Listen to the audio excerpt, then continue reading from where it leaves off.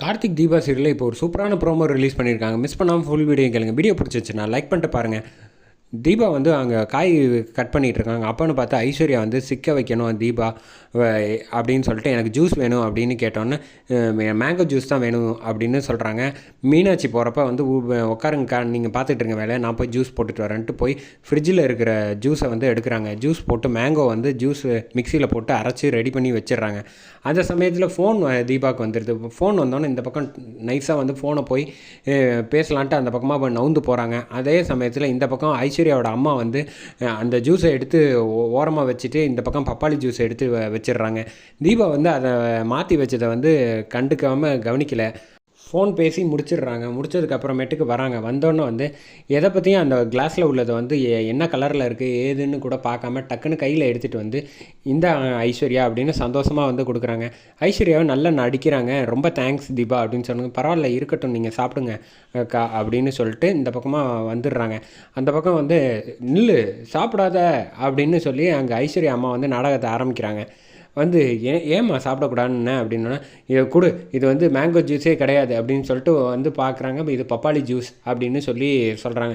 ஏன் வந்து நீ ஐஸ்வர்யாவுக்கு இப்படி கொடுக்குற, அவள் வந்து நல்லா இருக்கக்கூடாதுங்கிறதுக்காக நீ சதி பண்ணுறியா அப்படின்னு சொன்னோன்னே, இல்லை அதெல்லாம் வாய்ப்பே கிடையாது அப்படின்னு தீபா வந்து சொல்கிறாங்க. நான் வந்து ஜூஸ் போட்டது மேங்கோ ஜூஸ் தான், நீங்கள் தேவையில்லாமல் சொல்லாதீங்க அப்படின்னு சொன்னோன்னே, நான் என்ன போய் சொல்கிறேன்னு நினச்சிக்கிட்டியா அப்படின்னோடனே நாச்சியார் அங்கே வந்துடுறாங்க. வந்ததுக்கப்புறமேட்டுக்கு நீங்களே பாருங்கள் இது என்ன ஜூஸ்ன்னு சொல்லுங்கள் அப்படின்னு சொன்னதுக்கப்புறமேட்டுக்கு அவங்களும் வந்து மோந்து பார்த்துட்டு இப்படி லைட்டாக குடிக்கிறாங்க. குடித்ததுக்கப்புறமேட்டுக்கு இது பப்பாளி ஜூஸ் தான் அப்படின்னு சொன்னோன்னே தீபாவுக்கு தூக்கி வாரி போட்டுருது.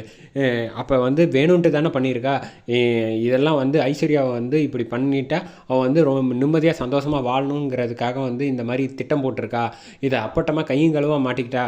சம்மந்தியம்மா, நீங்கள் தான் வந்து இவ இருக்கிற வரைக்கும் ஐஸ்வர்யாவுக்கு பாதுகாப்பே கிடையாது, மரியாதையை இவளை வந்து வீட்டை விட்டு துரத்துங்க அப்படின்னு சொல்கிறோன்னே உடனே மீனாட்சி வந்து சப்போர்ட் பண்ணி பேசுகிறாங்க. இங்கே பாருங்கள், அந்த மாதிரி விஷயத்தெல்லாம் பண்ணுறதுக்கு வந்து உங்கள் பொண்ணு வேணால் ஏதாவது பண்ணுவாளே தவிர தீபா வந்து அப்படிப்பட்ட பொண்ணு கிடையாது அப்படின்னு சொன்னோன்னே, என்ன நினச்சிக்கிட்டு இருக்கீங்க, யாராவது இந்த மாதிரி விஷயத்தில் போய் விளையாடுவாங்களா அப்படின்னு ஐஸ்வர்யாவோட அம்மா வந்து பேசுகிறாங்க.